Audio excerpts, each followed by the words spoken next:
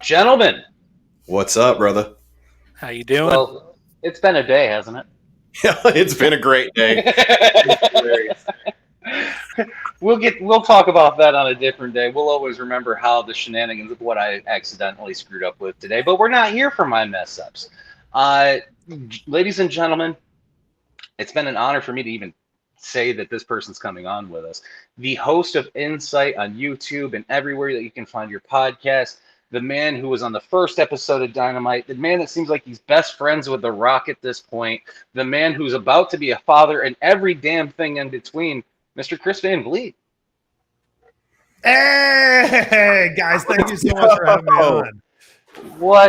What are we doing? Like, what is life right now? How do we have Chris? I get the big screen? Oh yeah. We maxed you out. Wow. The star of the show gets his own special screen. Matt, before we go any further, Matt, I have so many questions. Do you in fact love pandas? I do. That's a wonderful question. It was actually growing up my second favorite animal. Nobody's really asked that. I grew up as a penguin fan. So was Love Penguin 24x48 taken? No, the name of Love Panda was all because of a joke from a friend of mine in high school. I was built like Chewbacca. I've always been built like Chewbacca. So we were in strength training one day, and he's just like, "Man, you're built like a panda bear." It's like, that kind of makes sense. And we'd hang out more, and he'd just be like, "Man, I love you, Panda." All right. And then it just kind of started sticking, and it became my gamer tag and all of that. And now it's whatever it is now. Wow. And one more question. I'm sorry. I'm no, don't be. Here. I want to ask it of everybody here, since you're wearing a Ninja Turtle shirt. Who's the best Ninja Turtle? Oh, we'll start with Brent. Okay, Leonardo. Brent. Leonardo leads. John? I mean, I'm all about making the best out of a bad situation in comedy, so I'm going to say Michelangelo. Michelangelo, I like it. I always was a Raph kid growing up. Got to be Raphael. Donatello was the smart one, but Raph always just got himself out of problems. I just love pizza so much, so I'm a Michelangelo dude. Absolutely. Get it. Absolutely. And the song kind of breaks it down. Like Leonardo leads. All right. Donatello does machines. Sure. I don't do machines. Raphael is cool, but rude. Okay. I can get down with that. Michelangelo's a party dude. Who wouldn't want to be friends with him? That was me in college area time. That was when we were younger in our 20s. Now that we're in our 30s, not so much. We start looking more like Donatello and Splinter, and we're like, okay, I get it now. You're right. This is true. So I've got to start this off as somebody like John and I. We spoke off air, and he knows that I have followed your career much more than he has. And it's not a shot at you, John.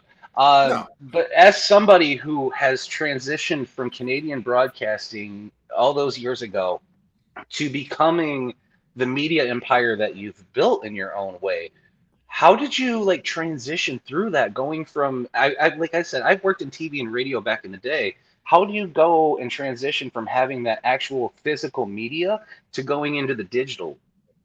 That's a great question. And I just think I was really fortunate to come into broadcasting as things were starting to shift. And I, through some stroke of luck, was able to go, wait a second. So you're telling me if I do this interview with Mark Wahlberg or The Rock or Morgan Freeman, the only people that are going to see this on TV are the people that are watching Channel 7 at exactly 4:14 on this Thursday. And about 10, 12 years ago, I just started going, I want people that also like those interviews to be able to appreciate those interviews, whether they live in Cleveland at the time or Miami or Toronto or wherever I was living outside of that area. So I just started taking those raw interviews, throwing them on YouTube before YouTube was even what it is now. And that was kind of the inception of this idea of broadcasting has changed so much, was changing a lot at that time. And I just went, all right, I'm going to take the opportunities that are in front of me and just do whatever I can with these. And, wrestling, I've always been a wrestling fan, but wrestling obviously gave me a bit of a boost there where I was getting insane access to people early on. Whenever Raw, SmackDown, or Impact Wrestling would come to town, they would make some of their talent available to promote the tickets for the show.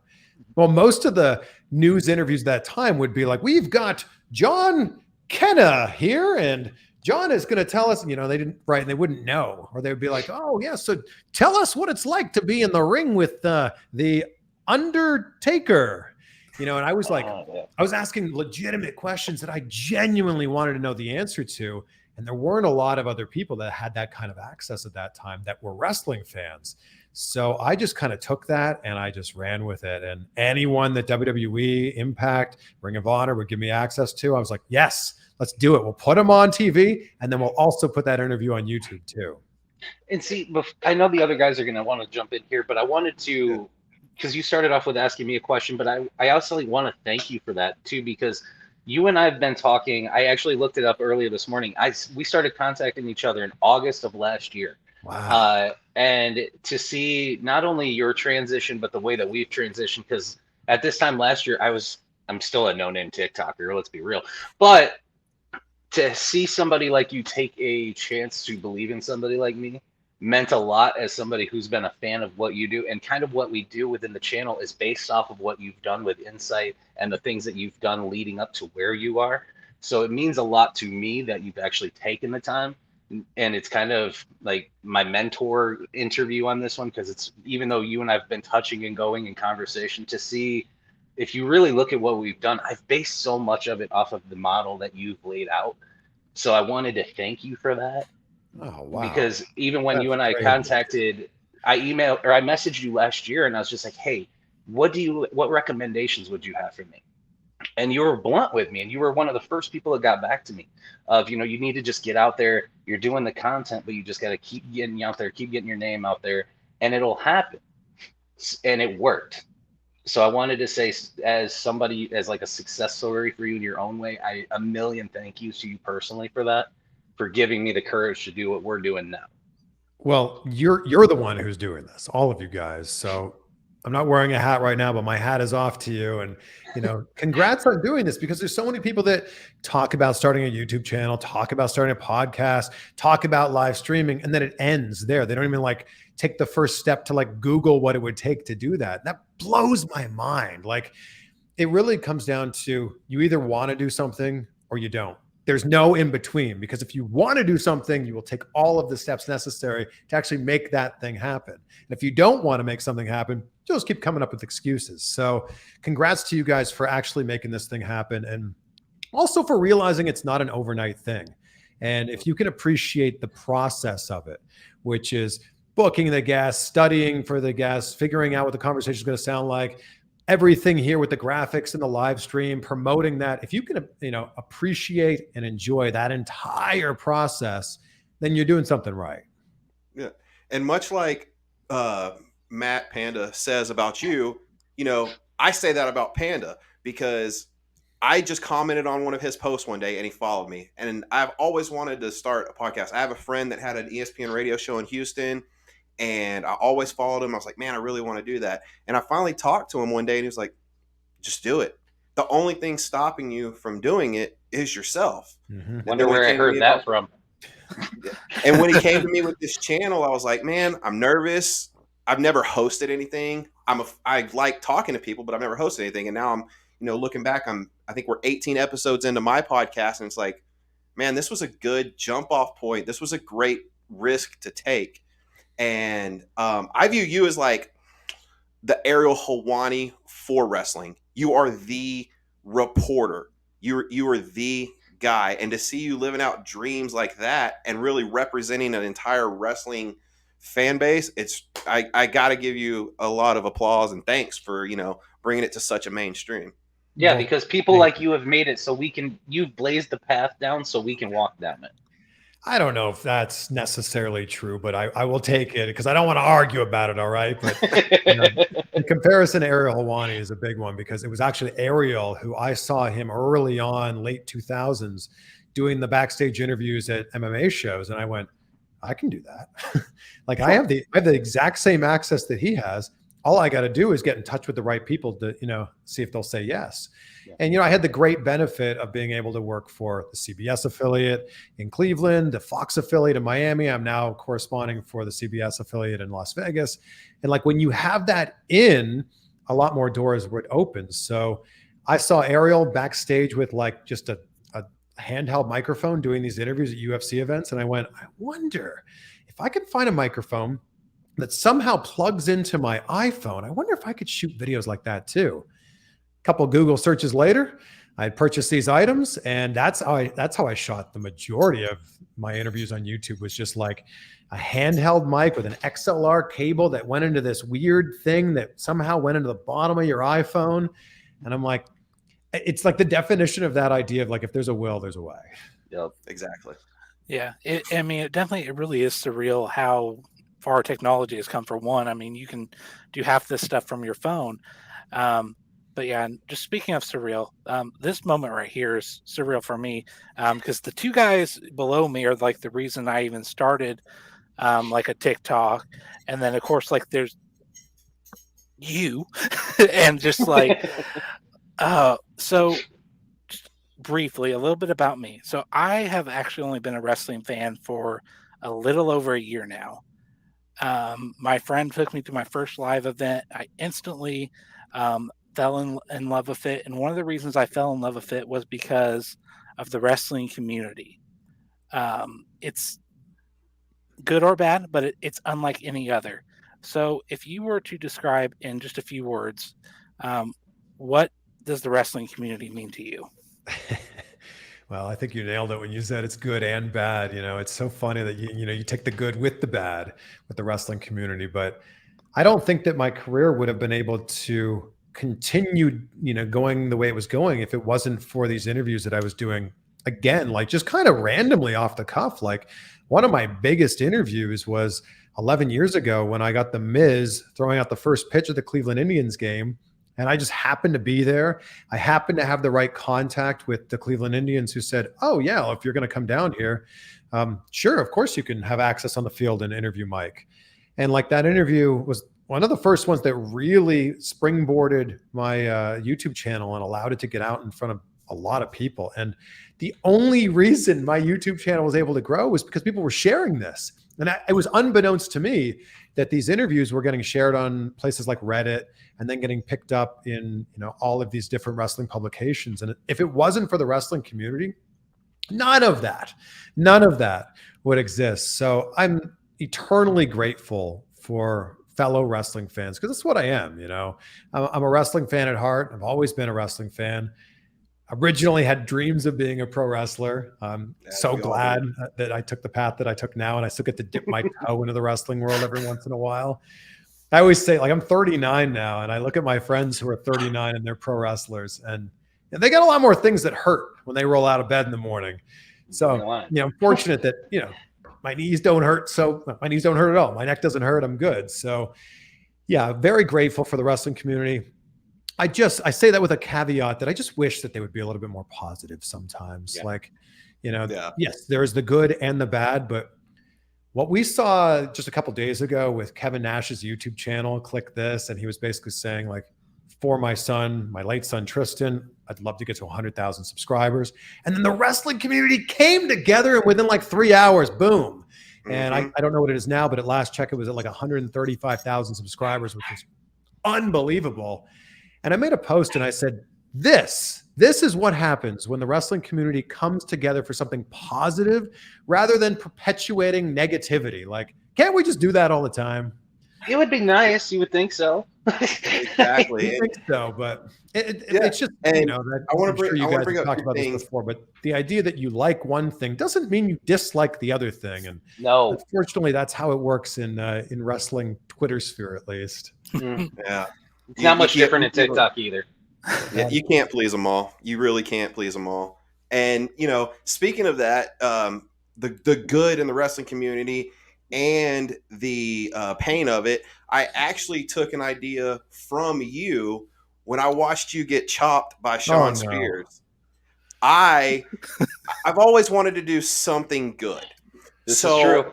Whenever I started this TikTok channel, I decided my aunt, her name is Zaretta, she had been affected by breast cancer. So I wanted to raise money for shirts. So actually one that I'm wearing now. And I ended up raising $250 through that. So for that, I have a friend, shout out to my friend, the Silverback Nate Slater. I made an agreement with him. If I sold a certain amount, he would get to chop me. and he's about 6'2", 300 pounds. So after experiencing those chops and then going back and watching your Sean Spears video, bravo, sir, because that did not feel good.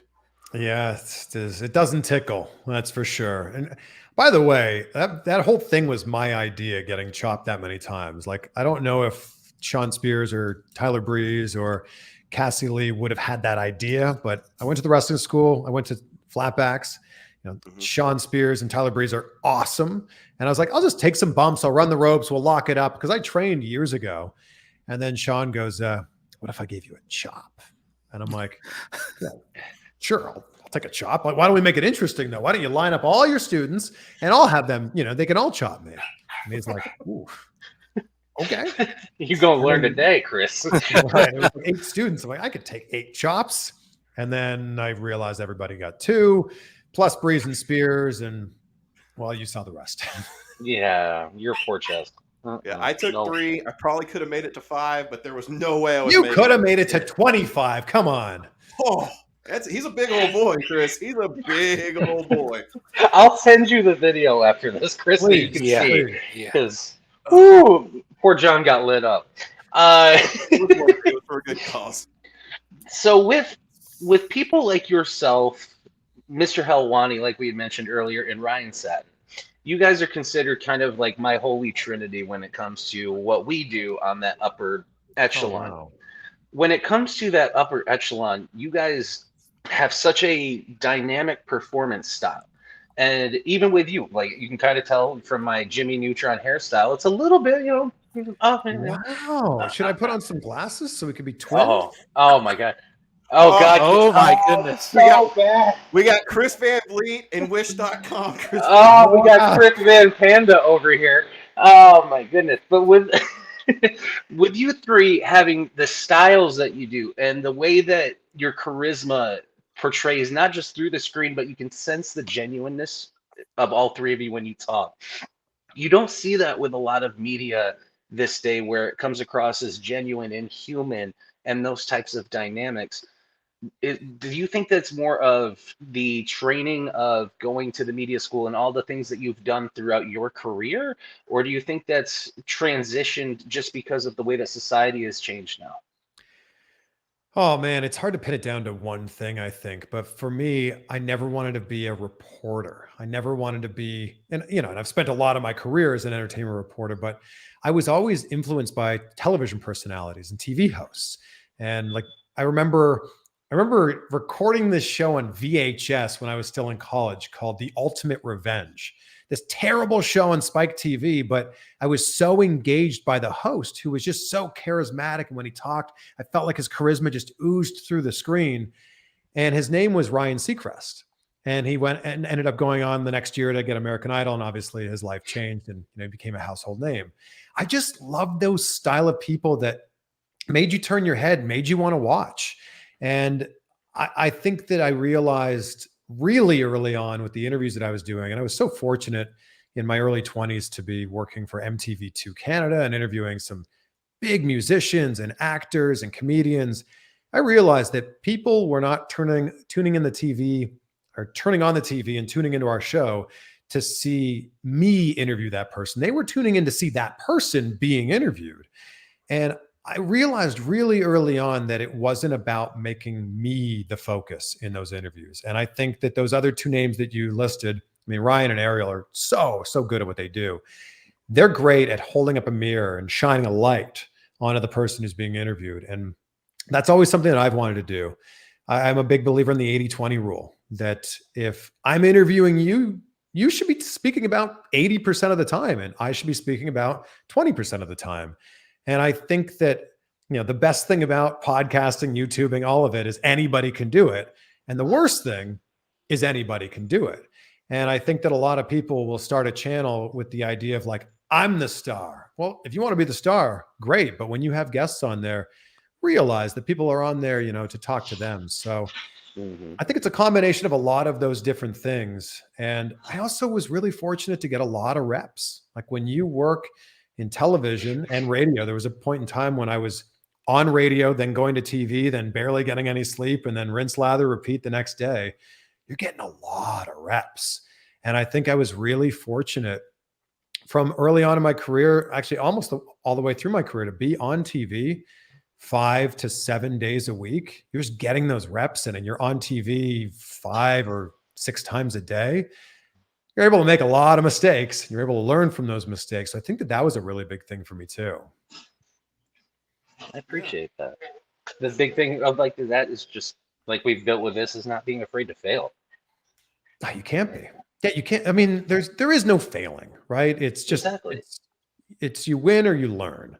There truly is no failing unless you decide to quit. And if you don't quit, then nobody can stop you. Yeah, and that's what I find interesting in your interviews so much is you're just coming off as just being yourself. Did you, I guess kind of going back to the next question, did you just hit a point where you were doing a kind of a common interview basic question, then you just said, you know what, I'm just going to be myself and see how it turns out? I remember like very early on in my career, like 2 years into my career when I was working for MTV2 Canada, there's a TV station in Toronto called Much Music. And that was kind of like the Canadian MTV. They had, some big talent there, like on the TV host. And there was one of them named George Strombolopoulos, who I looked up to. And he's kind of my interviewing inspiration. He's just so good at like creating a conversation and getting it to flow. And at the time we were doing these interviews, we were editing them down. They would be like 2-3 minutes, very edited, very slick packages that would run on TV. And Much Music was like airing the 2-3 minute things. And also they were showing like their full raw 10, 15, 20 minute interviews and putting them up on their website. And I was watching some of these and I was blown away by how talented their on-air hosts were at just keeping the conversation going. And I remember going, I hope they never put my raw interviews up on the website because I'd be so embarrassed. And that made it a goal for me of like, if they ever do this one day and like, I'll be found out, like they'll figure me out and realize I'm not very good at this. And I realized early on in my career that I needed to try to make these conversations flow a little bit better. So I would come up with questions, and John, I would try to like find a way to be knowledgeable enough about that person that if they kind of steered the conversation a different way, I'd know what they were talking about and I could steer the conversation that way as well. And I think that a mistake that people make early on is going, all right, these are the 6 questions that I have, and we're going to ask these 6 questions no matter what happens. And I just never wanted to subscribe to that. Yeah. And when I started mine, I was the same way. I had a list of questions and I would just, I think the first wrestler we interviewed was Sam Stackhouse from GCW.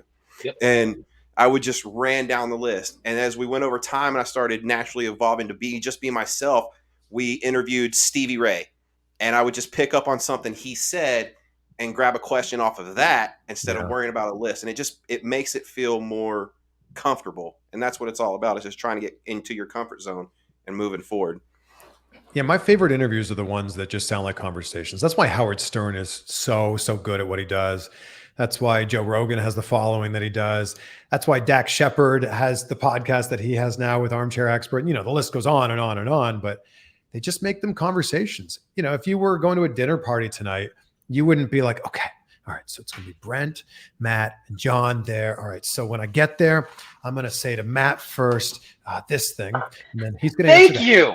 And then and Brent's going to, okay, then I'm going to say this to Brent. And you would never do that. You would just go, all right, I'm going to spend 2 hours with 3 people, and we might talk about a few of these things. Let's just see how it goes. Yeah, exactly.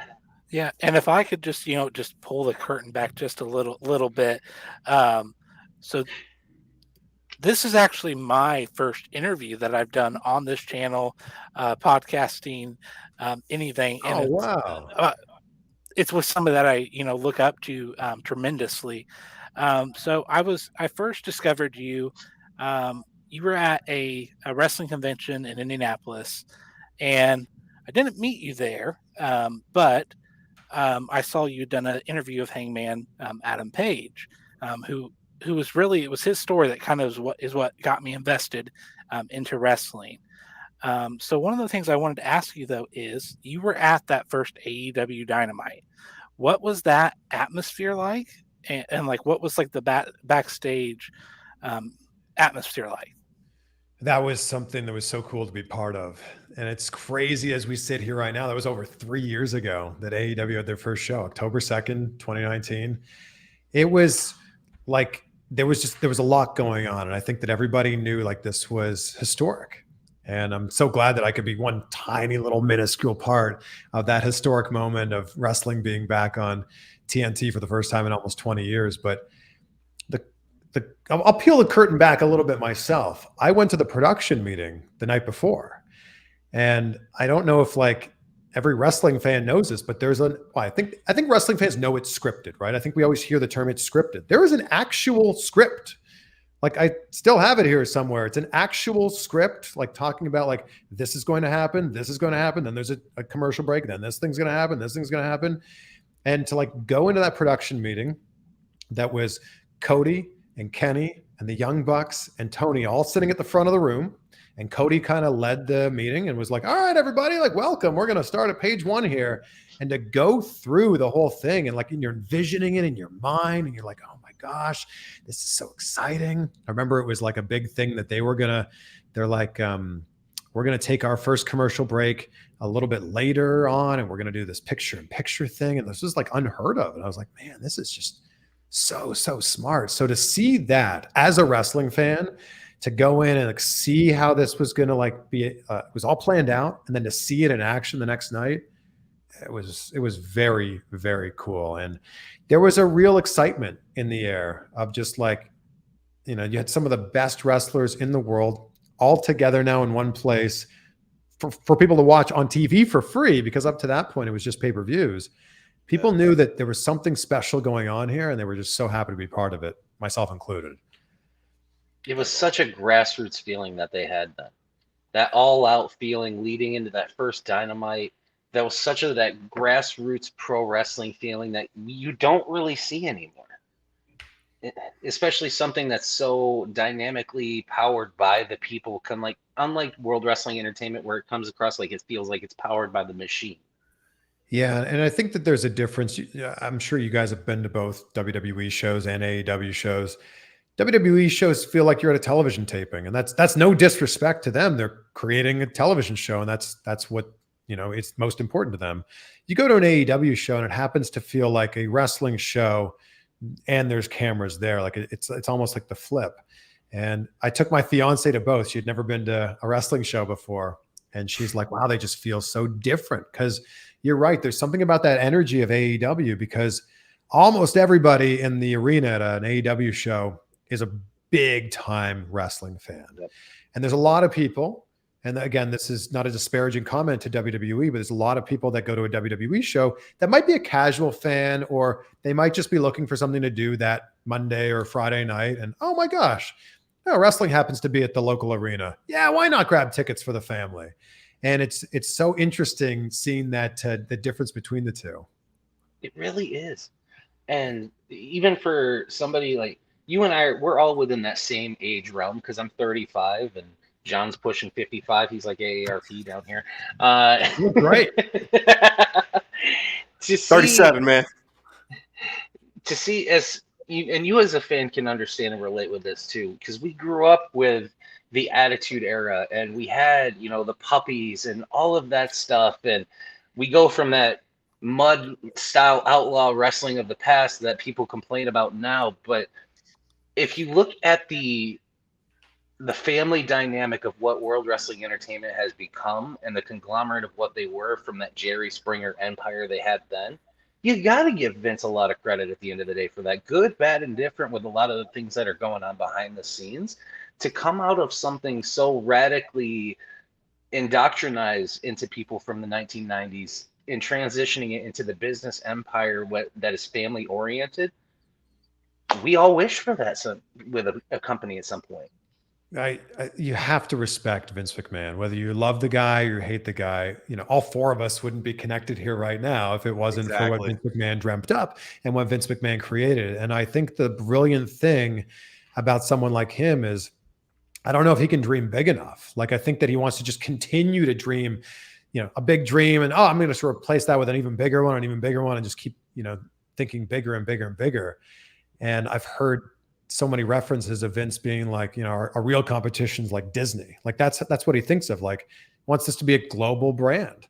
And I think that say what you want about some of the stuff that you see on WWE television, the company is more profitable than ever because they're making those types of decisions to make this a global brand that doesn't just appeal to wrestling fans that happen to live in North America, but it appeals to just people that want to be entertained all around the world. So, Vince McMahon has created something that is absolutely incredible, and he changed this whole industry. And Yes, he did. it would not look like this if it wasn't for Vince McMahon. Oh, if you could get a WrestleMania on the moon, Vince would do it. 100%. There's no question about that. Man. Vince is a crazy man. Sticking with Vince, and obviously what's happened over the past year, feelings aside of what he did, it was obvious that WWE needed a shift. It wasn't working. You would see great wrestlers like Tommaso Ciampa, Shinsuke Nakamura. Yes, they would come up and they would have storylines, but they weren't what they were. So looking at it now, are you happy? You think it's great what Triple H is turning it into, excuse me? Well, you're right. A change had to happen. And I think that a lot of fans were sitting back and just going, man, I feel like a change isn't going to happen until one day, hopefully no time soon, but one day when Vince passes away and then the torch gets passed down to Triple H and Steph. So I think that, regardless of the situation that happened around it, a change had to happen. And man, it's been really exciting seeing what's been going on in WWE. And I had always heard from people how bothersome it was for someone to like get over in NXT and create this amazing character. And apparently Vince wasn't even watching NXT. So then someone would show up on the main roster and he'd be like, oh, great. Well, we're going to change your look, change your name, and change your entrance theme. And we're going to turn you into something else. We all have a mutual friend that happened to on NXT, actually. Unbelievable. And I appreciate now that Triple H has his hands in all of this enough to go, oh, yeah, that's the thing that got you over in NXT. Great. I can't wait to play that entrance theme for you when you make it on the main roster. So I think that it's a little bit of the out with the old, in with the new. I'm really curious when we look back a year or 2 or 5 from now, what are we really going to call this era? We're calling it the Triple H era, but if Triple H is in charge for the next 20 or 30 or 50 years, we can't call this whole thing the Triple H era. So I'm curious what we're going to end up calling this. So do we call this like, no, let's call this like Blue Blood Triple H era, and then the next one can be like Spitting Water Triple H era, and then we can get to the Game era. Is this the one? Yeah, there it is. That's Eric Few right there. Underrated team. Oh, that song was such a banger. Era, like that might be a better way of saying it than the Triple H era. I don't know. Yeah. That's what I kind of think is the Blue Blood era. Okay. I will give Triple H one negative point. I will give him one negative point. You got to bring back Rebel Heart. I'm not a fan of Johnny Gargano changing his theme. Rebel Heart is to Johnny Gargano much like Break the Walls Down is to Jericho, much like, Glorious is to Bobby Roode. It's that. The interesting thing about, we'll call it the Blue Blood era, Matt, is everybody's praising Triple H for everything, right? Especially when the shift first happened. And I was like, it's interesting because when anything bad went on in WWE over the last 10, 15 years, people would be like, man, Vince, he's so out of touch. Vince doesn't get it. And now when something goes wrong, they just go, well, Triple H is figuring things out, and they're gotta go through some growing pains. And I'm like, wait a second, hold on. Why are we not holding both of their feet to the fire? Like with the the whataboutism is for both of them. Like people were so slow to praise Vince and so quick to complain about him. And it seems like the reverse is happening here. So all I'm saying is, yes, Triple H is doing some really great things in WWE, but we need to be able to hold him accountable for both, right? So if there are things that you don't like, you need to say, hey, let's figure this out too. Mm-hmm. Exactly.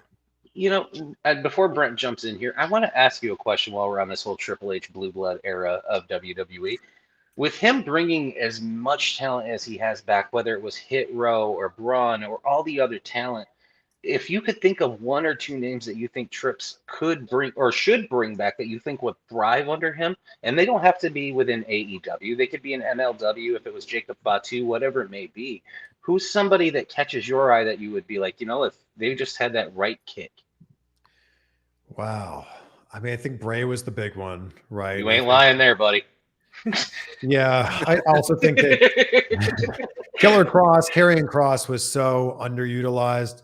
I'm a good friend of Kevin's, and like they're finally giving him a chance to like do what he can actually do. I will say the same thing about Eli Drake, Sean Ricker, Max Dupree, LA Knight, whatever you want to call him. Like it was, it was the gimmick that they gave him was just wasn't able to showcase what he could truly do. I think a big one. I mean, we could literally list 15 people right now, but I think a really big one would be John Morrison and Taya Valkyrie. And I especially feel bad for Taya because she's one of the most talented wrestlers in the world and just was not given a fair shake in WWE. She was there for less than a year, had a handful of matches, and just wasn't able to truly showcase what she was capable of doing. So I would give Taya a true shot, and so that she can really showcase what she's able to do. And same with John Morrison. Like John Morrison, that guy looks like $1 million. Hall of Famer, man. That's a guy that, if he's in any gym, I'm just referencing places where your shirt might not be on, any gym or any beach or something, you're going to turn your head and go, that guy is jacked. That guy looks like a wrestler. So I would say give John Morrison like one more great run, doing some sort of program with The Miz. So I think there's two off the top of my head. There you go. I mean, you're booking it, right there. But so speaking of the gym, and you did also mention Killer Kross. So I've got to know, one of the things I've loved about your content is whether it's the chops, whether it's going to work out with Kross or Cage in the gym. What's one of the craziest like workouts that you've been a part of? That first workout video that I shot with Mike O'Hearn, who's a legendary bodybuilder, and Billy Gunn was like next level. So Mike O'Hearn's 53, Billy Gunn's 58. Those guys look incredible and it's insane. And Mike O'Hearn hit me up and was like, we're going to the gym, Gold's in Venice, which is a legendary gym where Arnold still works out. We're going to be there at 5. Meet us there. I'm like, okay. I'm like, I don't know what I'm in for. And I get there like just before 5, and I find them in this like little back part of the gym, and they're already incline bench pressing 455 pounds. And I'm like, guys, if this is the warm up, I need to leave right now. Like, I'm gonna go back to bed. And then Mike was like, "Oh, you could set up this other bench." I'm like, "Okay, you have 4 plates on each side. I will put 1 plate on each side."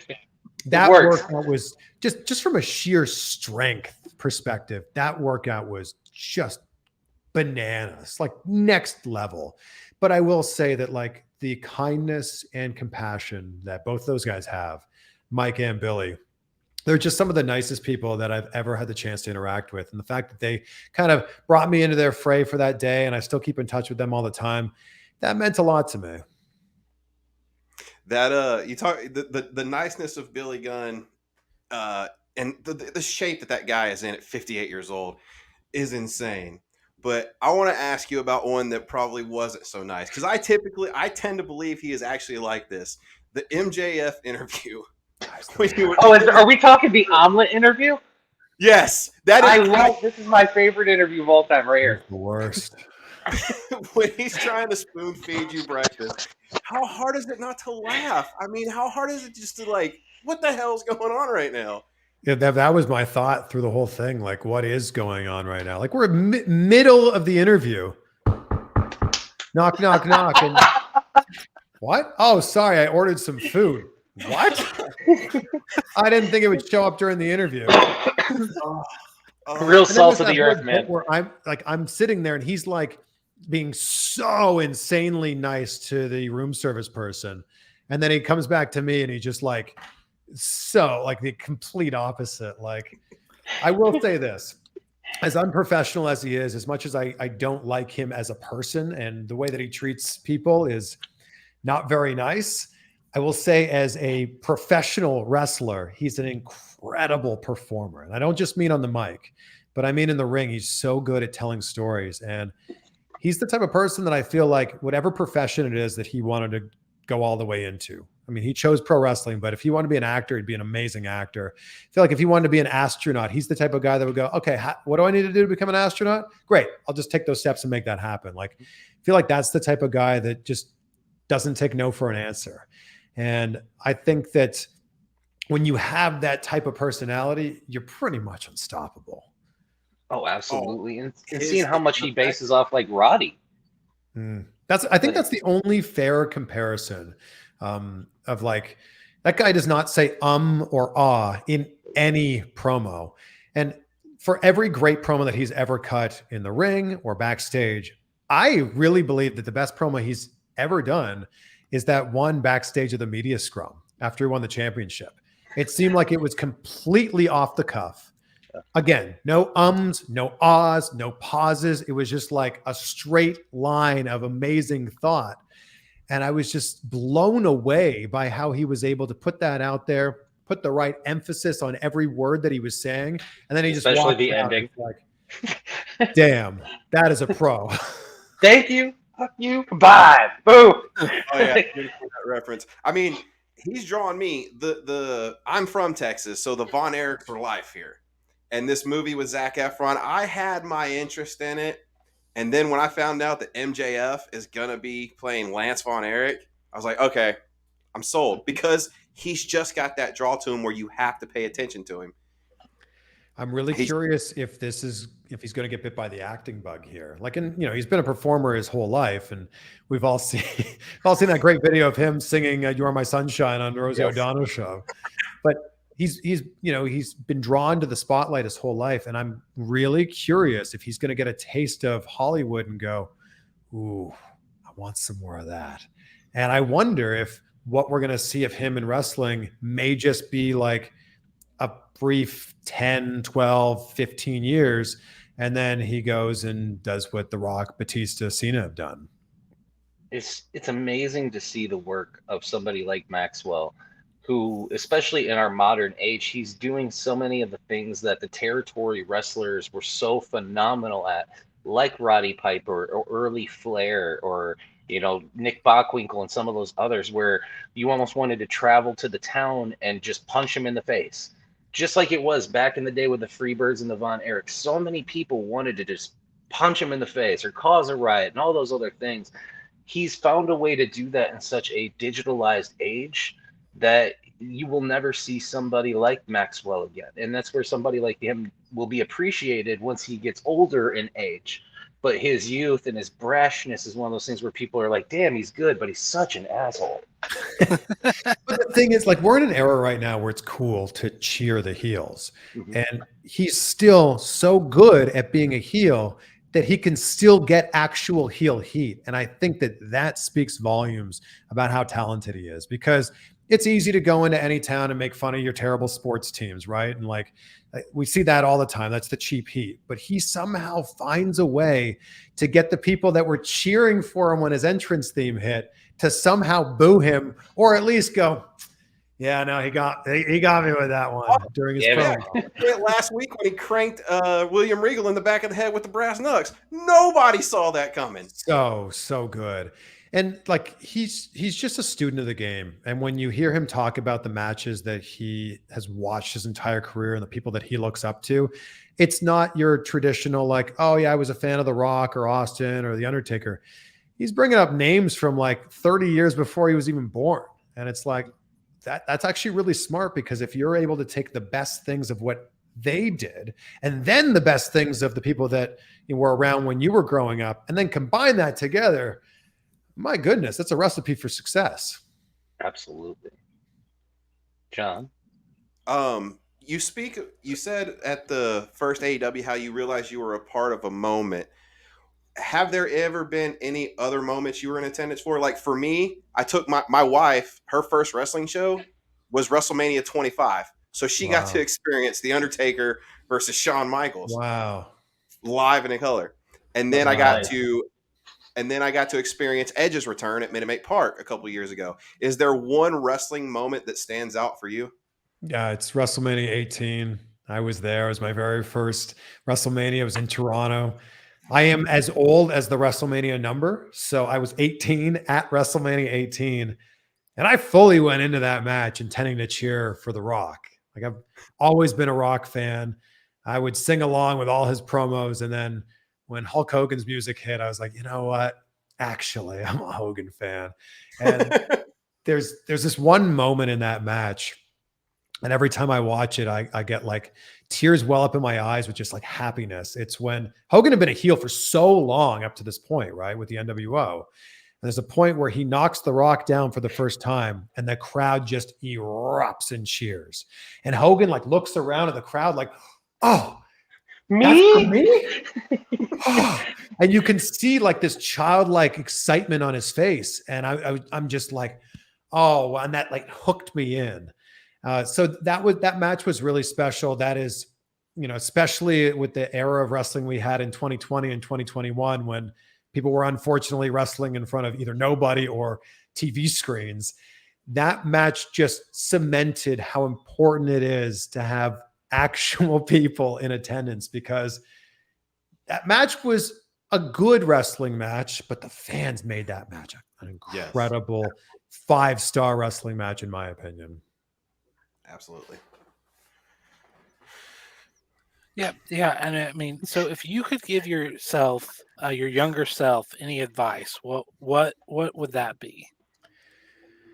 That's so hard because I feel like I'm still learning so much, like every single day. And every time that I'm interviewing somebody, I'm trying to like get a little something from them that I can apply to my own life. And, I hope that through the course of the interviews that I do on YouTube or my podcast, that other people listening can go, oh, I learned that thing from so-and-so. So thank you for asking that question, Chris.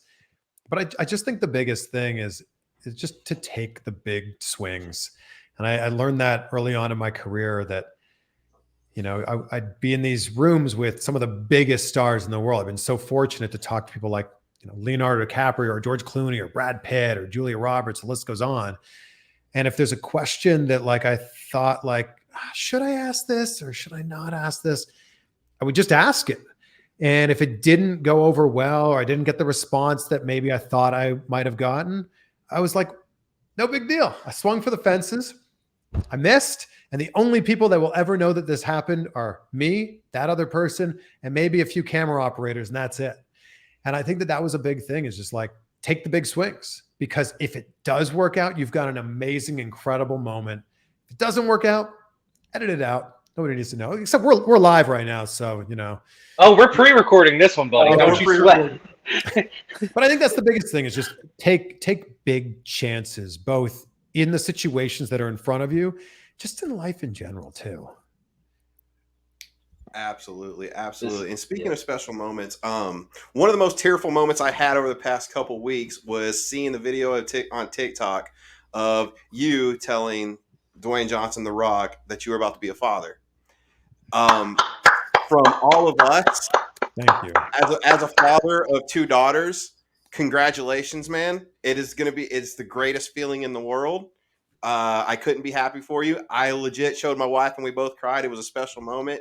It's always great to see somebody becoming a parent. So from the bottom of my heart, and of course these guys, I really wanted to make sure that I congratulated you on that. Thank you, John. And it's, I find myself just spontaneously crying all the time now. It's the craziest thing, just thinking about, the fact that in 6 months we're going to have a little girl running around here. And that's right. Girl dads. Absolutely. Yeah. Our lives have already changed a lot, but they're going to change a ton in 6 months. So wait till they turn 14, like my daughter. Oh my gosh, that's the age I'm most scared about. Oh, trust and believe you have a reason to. Oh, I know what kind of 14-year-old I was, and I'm like, I was saying this to Freddie Prinze Jr. in the last interview we did. I'm like, ages like 13 to 18. I know what kind of kid I was. Just like, I pushed the envelope a lot, and yeah, we were shitheads. Yep, I'm sure that I have an 8-year-old daughter and a 5-year-old daughter, and they're getting closer. Or kids, if we have more than one, sure they will be too. What? They're gonna be just like us, Chris. What? Oh, So as man. we're winding down, I know we're gonna get a couple more questions out of each of the guys, but I wanted to ask you one of these things because it's one of those things that I've always taken from you and taken to heart is the way that you always end your interviews and tell us the three things that you're grateful for. I don't want to necessarily do that to you because you've heard that every other day of your life. But I do want to ask you your own version of that because of the four people here in the room right now, plus the couple producers you met.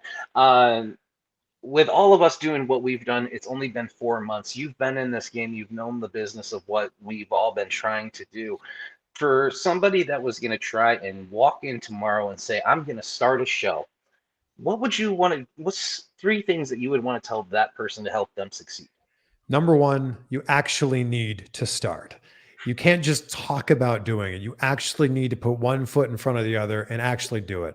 You have an amazing recorder and video device in your pocket. Hit record and start doing it. I think that that's the biggest thing that people don't do.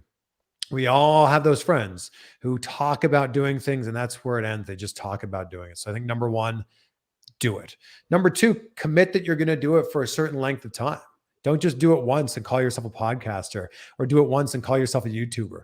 Like commit to doing it for 3 months, 6 months, 12 months without looking at views, without looking at trying to make money out of it. Like just do it. Put your head down and actually do it and learn from your mistakes.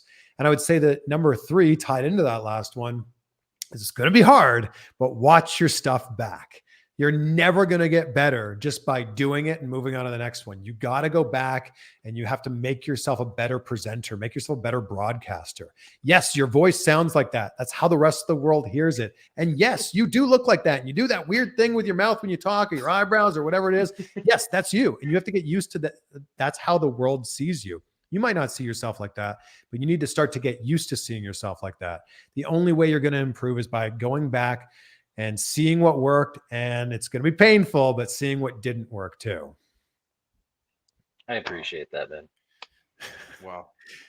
I'm sure, I'm sure it could give you like 10 more things, but You've already given me enough behind the scenes of different things to learn on in the last year of knowing you.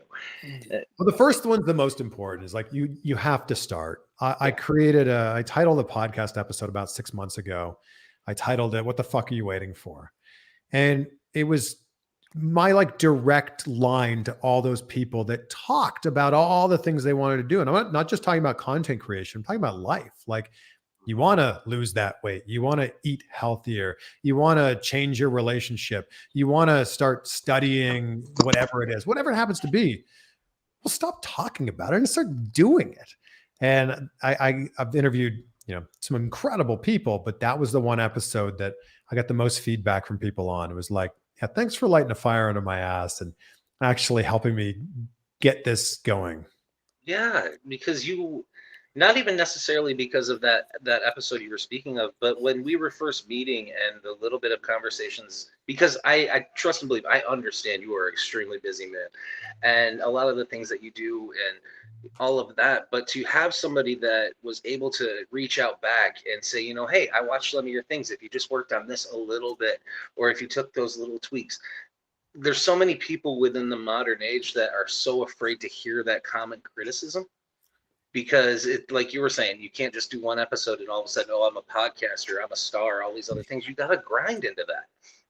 And having somebody like you who has been in that platform where we've been and done a lot of those things that we do, and to set such a high bar for somebody like myself, whether you think you do or you don't, you really do. It's a massive amount of gratitude that we all have. And I'm going to speak for Brent and John with this, to take the time with us, because I had a joke with my wife the other day because she's like, I'm not gonna lie to you, honey, but if I was talking to The Rock and Soraya, I damn sure ain't gonna want to come in here and see your grumpy ass on a screen. So a million gratitudes to you for one, taking the time to sit with us, and two, for believing in me. Of course, the thing is, we don't always see it, but everybody starts somewhere. So I was in a position like you at one point in time, and I was so grateful for the people that took a chance on me. Even if it was just someone to pull me aside and say just a few words to me, I was so grateful for those things. So I'm happy to help in any way that I may have helped, whether it was knowingly or unknowingly. But More than you know. But more importantly, you guys are the actual ones putting in the work. So, I don't know if motivation's a real thing or not, unless you actually take the action. Yeah, I mean, I definitely I've always appreciated I stitched one of your videos on TikTok one time, and it was about you were talking about literally that same thing. Like when you have somebody an opportunity there that's there to give you advice, and I like stitched it and I was like, well, Chris, here I am shooting my shot. You're a prime example of doing what I want to do. I remember it, and for some yeah. reason, my response didn't show up on TikTok. Yes. I thought I was going crazy because I saw the notification and I was like, but where's it at? Where's that? So I rallied the troops, so to say, and I was like, everybody, please tag him. I was looking at it. I'm like, I'll just screenshot it and send it to you, and you will end up seeing it. But that's why did you block me? That must have been it. Why else would you not see my message? Way to go, Brent. It's great getting heat with Chris Van Vliet. You're fired. This is why we don't have nice things right here. That was very strange, though. It really was. I could see it, but nobody else could see it. Yeah, and even if it's just a simple like on a comment, even with the stuff with this, when we've been promoting this, we've tagged you in it. You've given us all a like, and it just, I mean, we know you're busy. It really means the world. And I just want to ask one last thing. Speaking of chasing dreams, are we ever going to see the in-ring debut of Chris Sharp? I think those days are behind me. I've been fortunate to. I did a little bit of stuff when I was living in Ohio with Prime Wrestling. I took a chair shot and I gave a rock bottom, and I've been a ring announcer on many different occasions for a bunch of different promotions across the country. I don't know. I'm 39 and a half. Never say never, because my good friend Diamond Dallas Page made his debut at 36. But I just think that I'm going to leave that to the people who are much better at that than I am. I loved the Chris Sharp character that I created as a backyard wrestler, by the way, when I was 16 years old. But I just think that I'm going to leave that to the people who are doing it day in, day out, week in, week out. And I would never want to borrow a spot from anybody who's far more deserving than I am. Yeah. One last question for me, and it's going to be kind of a typical question, but I have Chris Van Vliet sitting right here, so I got to ask him. You've won 4 Emmys. You've covered wrestling. You've covered Hollywood. Who's the one? Who's the one that either you haven't gotten or that you'll cherish forever? I mean, it was Vince McMahon for so long. And then he did an interview with Pat McAfee, which was such a nice peek behind the curtain of seeing what's the Wizard of Oz really like. So when I saw that, I'm like, oh my gosh, a Vince McMahon interview could happen. And now I very firmly believe a Vince McMahon interview will not happen, at least no time soon. So I think that's a person, whether he does the interview with me or he does it with anybody else, that's someone who just has stories for days, weeks, months. And I'd love to find out a little bit more about Vince McMahon, the person. I think there's a lot of people that would want to interview Vince McMahon and immediately ask him questions about Owen or about Chris Benoit or things like that. And I'm like, no, I want to learn about Vince the person. I want to what makes him tick, because he operates on just a completely different level. And I truly believe that he's another one of those people that whatever he wanted to be successful at, he was going to be successful at. He was going to find a way to do that. So I'd love to do that. Not going to happen. So someone asked me this recently, what were 3 interviews? And the other one was, I'd love to interview Tom Brady. I'm not a Buccaneers fan. I'm not a Patriots fan, but Tom Brady, the athlete at 45, doing what he's doing, and he could probably continue going for another few years. That's just, it's He's so it's unbelievable. He might be an alien, and I need to find this out. What would be a good question I could ask Tom Brady to find out if he's an alien or not? And then the other one was give me an hour, Chris. I would have that question for you. Give me an hour.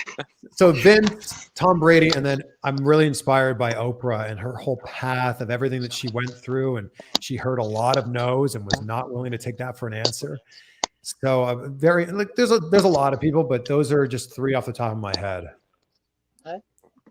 All right, so I guess I'll be the one to wind this down since the other two members of my Brady bunch decided to say their piece. Cooper, when I pull this up after I ask the question, can you pull Chris up full screen for this one for me, please? Oh, boy. Well, this is the way that we normally wind down. Normally we wind down by letting you go full screen, promote anything that you have coming up, all of those things. All of us know who you are, Chris. You're the popular kid in the class right now. So you don't have to go on there and push your social medias and all of that if you don't want to. But if you want any upcoming interviews, the fatherhood, all of that, the floor is entirely yours to talk about whatever you would like. Well, that's really nice of you to say. As the screen goes full here, this is always so strange. Look, I just want to take this opportunity to thank you guys for having me on the show and also to say congratulations on all of the hard work that you guys have put in to this point. And I'm excited to see where you guys will take it from here in another year and 2 and 5 from now. And if maybe you're watching this and you haven't subscribed to my YouTube channels, it'd be awesome if you could, at Chris Van Vliet. And then my other one is CVV Clips. We've got some big interviews coming up, both from wrestling and otherwise. In the otherwise category, we've got director Ron Howard and actress Margot Robbie. In the wrestling category, we've got, I just did one with Josh Alexander a few hours ago, Matt Cardona, Kid Cash. I just talked to referee Jimmy Corderas, and we grew up like 10 minutes from each other. So there's a bunch of stuff coming out. It'd be awesome if you could just join me. But if you've ever watched 1 second of any of my videos, just want to take a second to say thank you. I would not be able to do this if it wasn't for you. So thank you for watching, and thank you guys for just having me on. I got to say, it's funny because the 3 out of the 4 names you just said there, I've emailed all of them in the last week to myself. Wow. Oh, we sent out a mass email.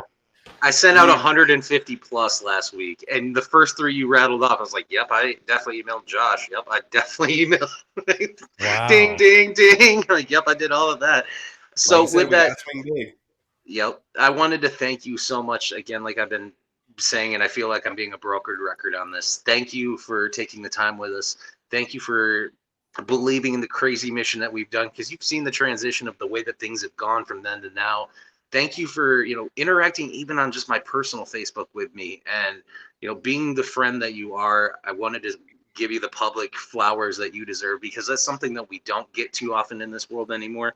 We're too busy, like you were saying earlier, wanting to bring other people down, that we never take the time to praise them or give them their flowers until they're gone. So with that, I wanted to give you a multitude of appreciation and thank yous, because of, if it wasn't for somebody like you taking a shot to show me that you could believe in somebody like myself, we wouldn't be having this conversation. Well, thank you. I appreciate that. And just keep doing what you're doing, guys. Out of those 150 emails, like that's also something people won't do, is they'll send one, get one no, and be like, well, if that person said no, then nobody else is going to want to do it. So forget that idea. No, just I love that you're taking these big chances. And it's all because of people like you and Mr. Satin. And I appreciate people like you for doing what you do and being who you are, myself. Well, I appreciate you guys. Keep doing what you're doing. And I look forward to what's next for you. All right. Well, I mean, that seems like a good way to wrap up. What do we think, guys? Thank you so much. Thank you so much, Chris. So, Chris, if you could stay behind just for like a minute, just want a couple quick things once we wrap off after. Yeah, sure. But thank you guys so much for tuning in to watch this little special presentation with Chris. Normally, you guys don't see my face on the camera much on the network anymore. You mainly see that guy. So thank you guys for taking the time to listen and watch. And once again, thank you to Chris. And we'll see you guys soon, because we got Bobby Fish and Medusa coming up in the next couple months. So have a great weekend, everybody.